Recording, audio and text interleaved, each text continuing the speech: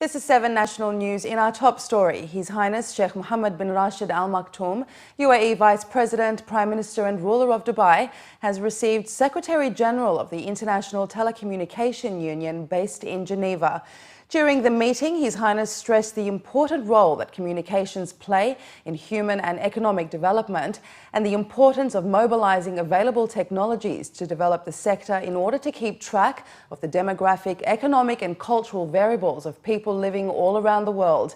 The ITU Secretary-General praised the UAE's telecommunications sector, saying that the technology, hardware and equipment it uses surpasses those in many other countries, making it the destination of choice for investors and international companies seeking a high-level and integrated infrastructure, with the two most vital sectors being communication and transportation. The Khalifa Foundation is continuing the campaign UAE response to Syrian families and affected Lebanese, estimated to number 100,000 in Lebanon. An official source at the foundation said that the campaign, overseen by the humanitarian and developmental attaché at the UAE Embassy in Beirut, would be continued in the Saad Niel area and other northern Lebanese provinces, the Al Karub region and central Bekaa area. The campaign is set to aid 24,285 Syrian and Lebanese families at a cost of 6 million dirhams and aims to meet the requirements of displaced people during winter. Families are to receive food parcels, cleaning materials, blankets and winter clothes for different age groups. The cost of living in Dubai, Abu Dhabi and the rest of the GCC cities has gone up this year, and according to experts, the strong dollar is to blame. Those are among the findings of the 2016 edition of the Biannual Cost of Living Index by the Economist Intelligence Unit. The index, which is aimed at expats and business travellers, ranks 133 global cities, comparing more than 400 individual prices across 160 products and services. The report showed that for Dubai residents, the Emirate isn't the most expensive city in the region. Jordan's capital of Amman, with a global rank of 23, and Abu Dhabi, globally ranked at 56, are relatively more expensive to live in than Dubai, which is globally ranked at 68. This is roughly halfway through the 133 global cities ranked by the Annual Cost of Living Report for 2016. Dubai has, however, become a more expensive city to live in over the past 12 months, with the city moving up the cost of living rankings by 15 slots from a rank of 83 last year. Abu Dhabi's cost of living rankings have surged even further, with the city climbing 21 slots from its 77th ranking the year before. Authorities are building more truck rest stops as part of measures to prevent deadly accidents caused by tired and stressed truck drivers. The decision comes days after a truck slammed into a car, killing 3 young siblings on the spot. According to local reports, Major Abdul Rahman Al Awais, head of the Traffic and Patrols Department of the Central Region Police in Sharjah, stated that transport companies need to ensure their truck drivers are not overworked or frustrated for the sake of their safety as well as the safety of others on the road. He added that authorities are also taking steps to increase safety and convenience for truckers, who often drive more than 16 hours a day. Major Al Awais said the Ministry of Interior is planning a new project to provide more rest stops for trucks, taking into consideration the distance between each stop on particular roads. The new rest stops will include amenities such as washrooms, supermarkets and mosques. The pharmaceutical market in the UAE is expected to reach $3.7 billion by 2020, and in light of this, the 21st edition of the Dubai International Pharmaceuticals and Technologies Conference, DUPHAT, is currently playing host to major industry players in the region and around the world, showcasing the latest developments in the sector. During a brief tour of the exhibition at the Dubai International Convention and Exhibition Centre today, His Excellency Humaid Mohammed Obaid Al Khatami, the chairman of the board of the Dubai Health Authority, was accompanied by a number of local and international heads of delegations and specialists in the pharma field.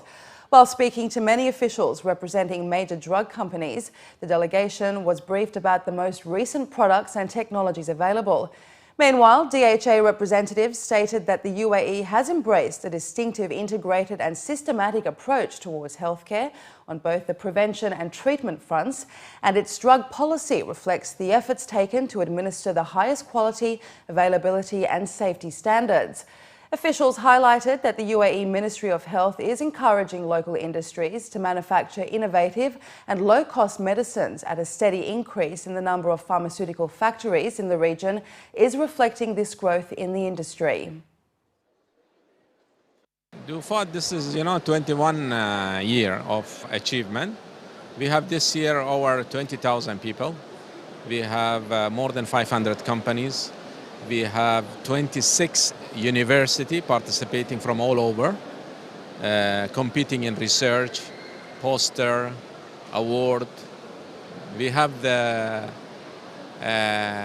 people from, who is concerned, visiting DUPHAT like a trade visitor. We have the participant in the conference, which is they get the CME from Ministry of Health as well also.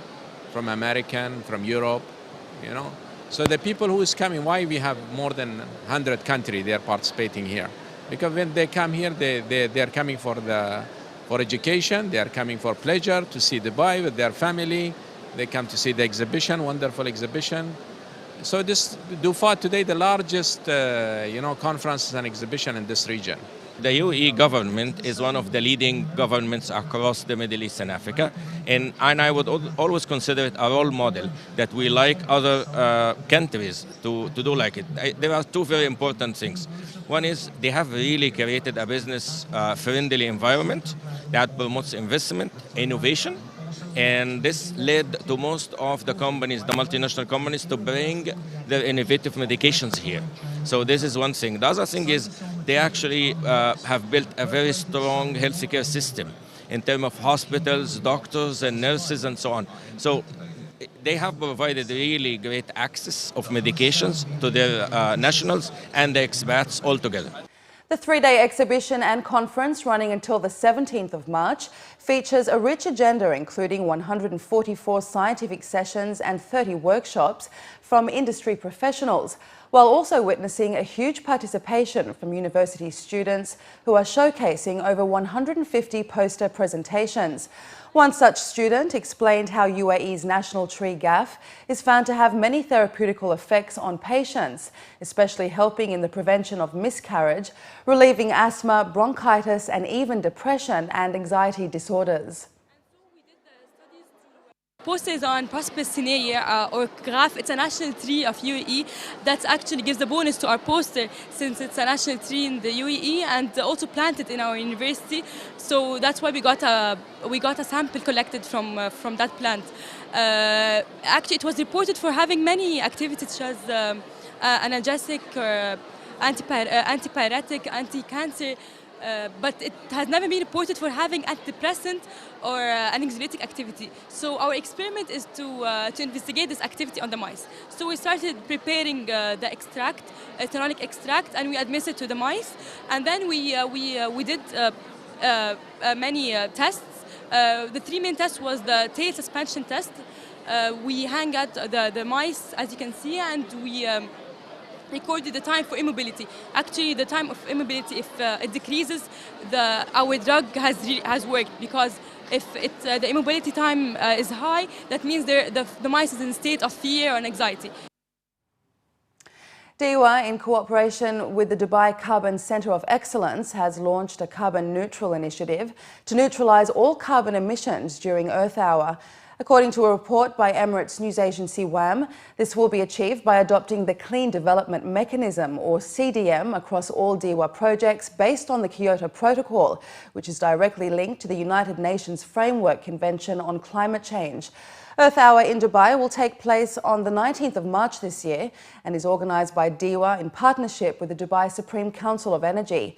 DEWA aims to reduce carbon emissions by scheduling the event to take place during the peak time in which people use carbon-emitting vehicles, resulting in zero carbon emissions.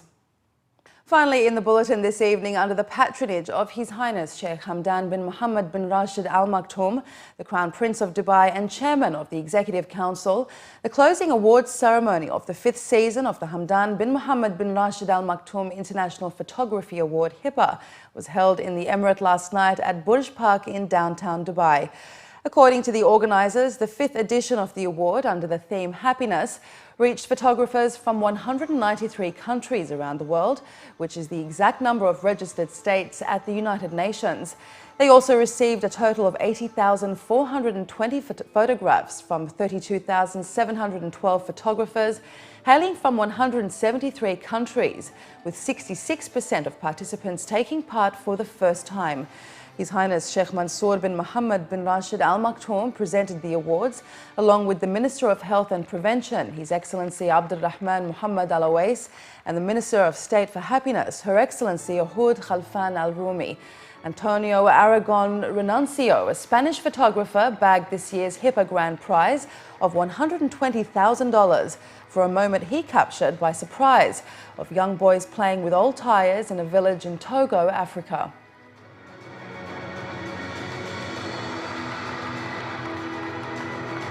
In this moment, I don't know, it's amazing. It's a great honor for me to be here and to win this contest. I took this picture in Togo. It's a small country in Africa, in Western Africa. I've been working with doctors over there and taking pictures and aid to the doctors with the surgery. And in a moment, I go outside the block, the surgery room, to take a breath because there are a lot of illness, a lot of death inside the block, and I see all the kids playing outside, very happy. And for me, it's amazing because it's like the death inside, the happiness outside. There is a small line between both walls. As you can imagine, we looked at thousands of photographs, but there were thousands and thousands more that were sent in, but they didn't always match any of the categories, and so those are vetted out. But we still had a large number of photographs to look at in each category, and that in the judging process, even though we're all in the same room, we each have computers, and so it's a secret ballot. And I have to say, this is one thing I really love about this competition, because I've judged a lot of international competitions and grants and things like that. And quite often there's a sort of pressure from other judges, like someone will say, really? You voted for that? And there was none of that, which made it a very safe environment, and also, I think, extremely fair. Last night's ceremony featured a lineup of entertaining acts themed around the competition's categories: father and son, wildlife, a general category, and of course happiness. During his keynote speech, the Secretary-General of HIPA, His Excellency Ali bin Talith, stated that the aim of the event since its inception has been to foster and support talent and to contribute to the development of photography globally. He also announced the launch of the Dubai Photo Exhibition on the 16th of March, which will be held in a temporary museum purpose-built in the Dubai Design District. I'm very honored to have been a board member since the very beginning, and obviously it has been growing every year. Every year also I'm very excited the way the themes have evolved, because they're always thought-provoking, not only for the photographer but for the jury as well, and also for the board of trustees. Right now, how is this going to work? But every year the general theme has been something fantastic: love of the earth. You know, think about that. Creating the future. You know, happiness. What a lovely theme this year. And as we are in our 5th season now, and you've asked where are we heading towards, I mean, the whole thing is about planting a little seed here from Dubai. It is happiness. It is a happy place. Any photographer, every photographer, whether they're amateur or professional, wants more than anything recognition, and they want people to see those photographs. And when I was just starting as a professional, I entered contests because that's the way you get people, lots of people, to look at your work. So it's an important step for every amateur as they progress and they get better. The better they get, the more they want people to see their pictures, and this is a huge opportunity by entering a photo contest. And then, of course, if you win, you get recognized by the whole world.